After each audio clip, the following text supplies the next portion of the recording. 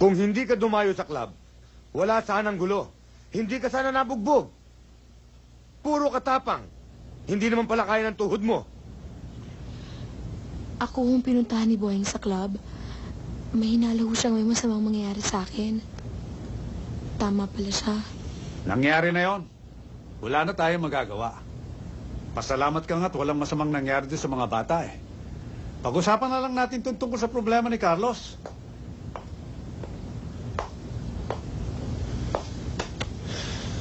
Kung sa bagay, tama kayo, Masertin. Hindi na natin may babalik yun. Pero Carlos, hindi ordinaryong kalaban si Don Badong. Dahil kung kilala mo siya, hindi ka mangangahas gawin yun. Kung kilala ko siya, tinuluyan ko na yun. Wala na saan ang problema ngayon. Kaso hindi mo tinuluyan eh. Kaya piyadong gaganti yun. Kompleto ang kanyang mga armas at tauhan para gawin yun. Hindi kita tinatakot, Carlos. Pero parang hinukay mo na sarili mong libingan. Brutal si Don Badong. Kinanti mo ang daliri niya, didik-dikin niya ang buong kamay mo. Tinutukan mo siya sa leeg, tatagpasin niya ang buong leeg mo. Siya yung taong pag binato mo ng bato, hahampalusin ka ng bakal. Sa taas ng lipad niya, pagbagsak niya sa lupa, hindi na siya babangon. Halika, doon tayo sa itaas. Mag-iingat ka sa hagdanan, ha? 2 years ago, nasunog ito. Residensya lang itaas, eh. Kaya ginawa na lang namin safe house. Pero, matagal na rin namin hindi nagagamit ito. Halika.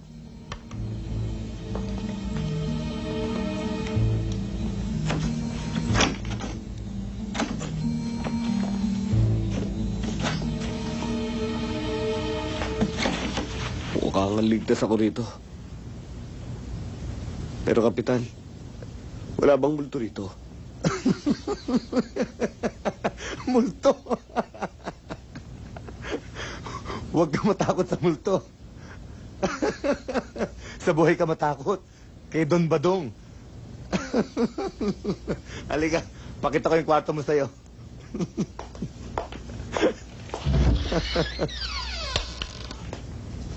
Safe ka rito. Huwag ka mag-alala. Mabuti na yung nakakasigurado tayo. Kakailanganin mo to para sa iyong proteksyon. Oh. Sobra-sobra ng tulong ito.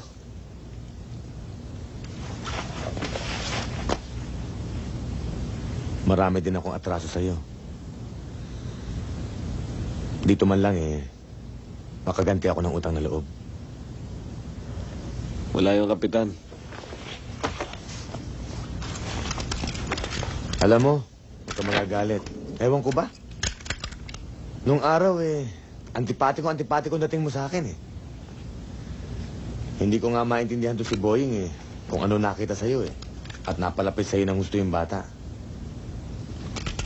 Pero yung ginawa mo sa club, pinabilib mo ako ng gusto ron. Isang ama o isang kapatid lang ang pwedeng gumawa nun. Pwede rin gawin na isang kaibigan.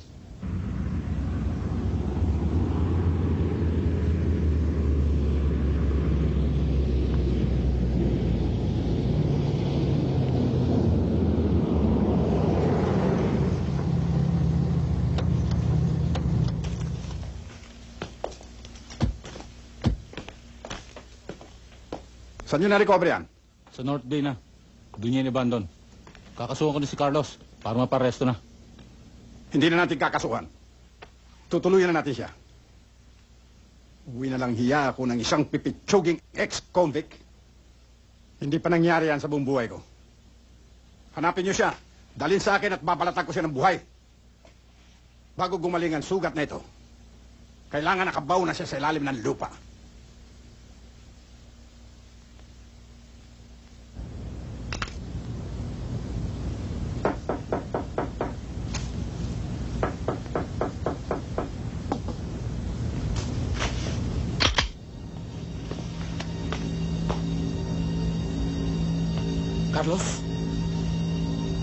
Dodoy, May kasama kami. Sino?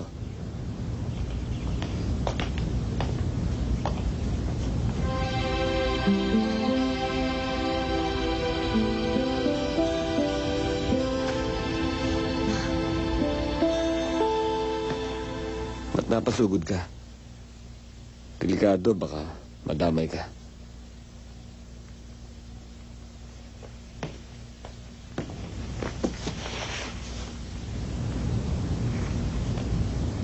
Baka ikaw madamay sa akin. Iniwan ko na si Sabater.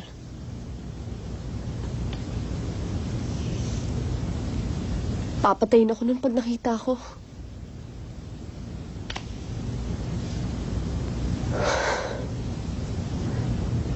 Alam ko malaki ang problema mo. May mga problema din ako. Ayoko na nga sanang pumunta dito eh. Pero tayo lang pwede magtulungan. Anong ibig mo sabihin? Hindi ba sabi mo mahal mo pa rin ako? Patunayan mo yan ngayon. Iwanan mo na ang tunto. Para na rin sa kaligtasan mo. Lumayo na tayo. Saan naman tayo pupunta? Kahit saan. Basta tahimik. Doon sa walang gugulo sa atin. Hindi ba gusto mo magbagong buhay? Tutulungan kita.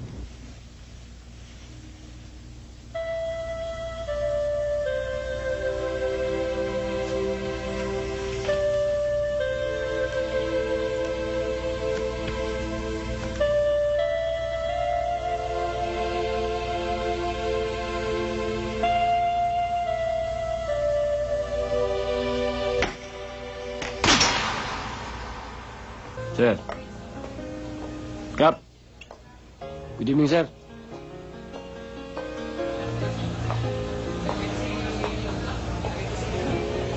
Aba, Kapitan. Long time no see. Napasugod yata dito. May kailangan ako sa'yo. Alam ko dito kita matatagpuan. Panyero. O sige. Maiwan ko muna kayo. Maupo ka.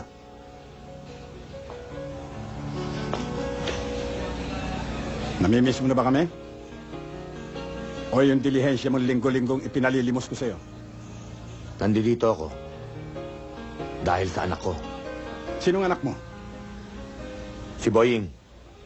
Yung ginulpin niyo sa club. Hindi ko alam na anak mo yun. Kapag ginalaw ninyo ulit, kahit na dulo ng daliri ni Boying, magkakamatayan tayo. Dahil sa meron na tayong pinagsamahan, pag-usapan na lang natin ang problema. Huwag na natin pag-usapan, Don Badong. Ipinaalam ko lang sa inyo na yung 3 pulis na napatay, may kutob akong kayo ang punot dulo ng kasong yun. Magpapaalam na ako, Don Badong. Oh. Wala, nanigoy. Wala. Oh! Kinain kita ng buhay, tay! Kaya mo yun? Talo ka na! Anong score? Talo ka na! Talo ka na! Kaya ng... Oh, yung bola.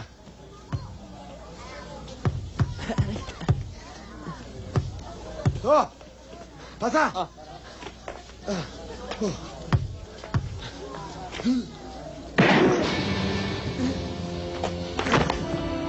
Tay!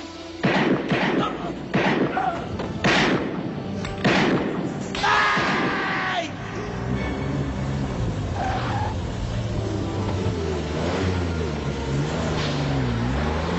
Tay!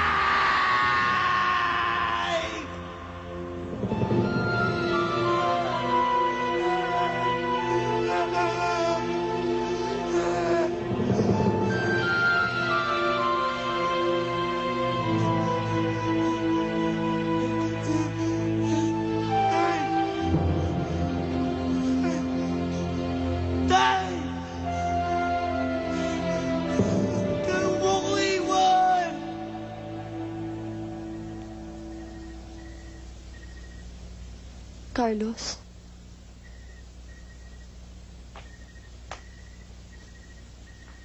Alam kong iniisip mo. Hindi mo nalaban yun. Pabayaan mo na lang sa mga pulis.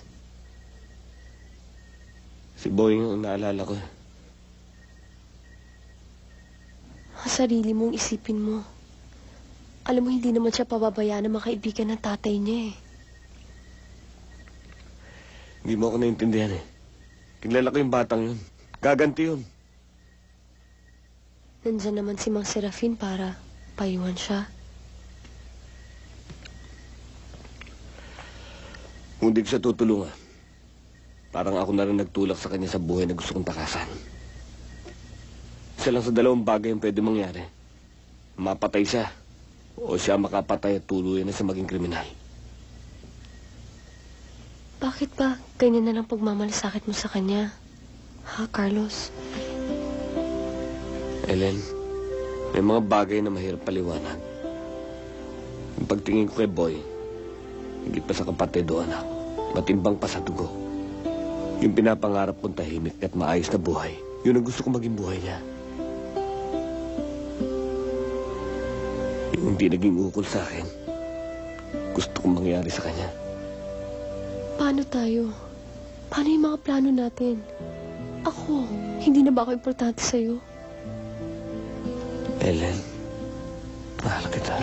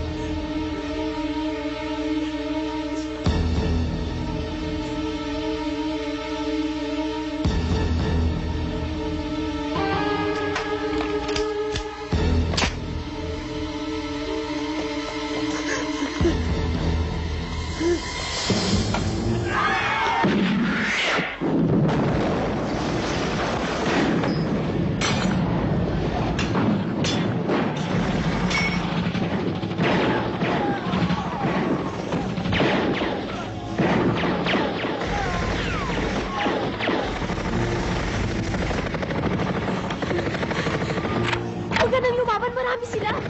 Pagtago ka na! Sige na!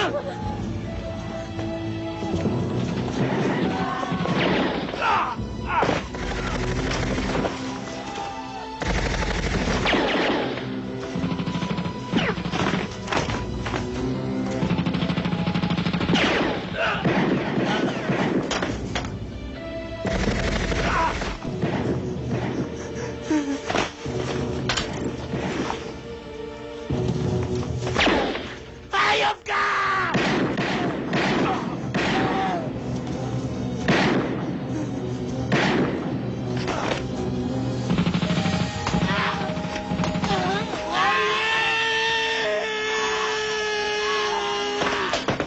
Wait!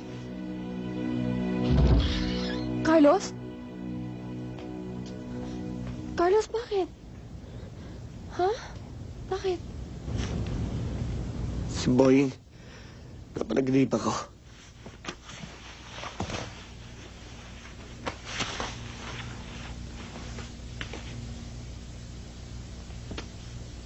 Carlos?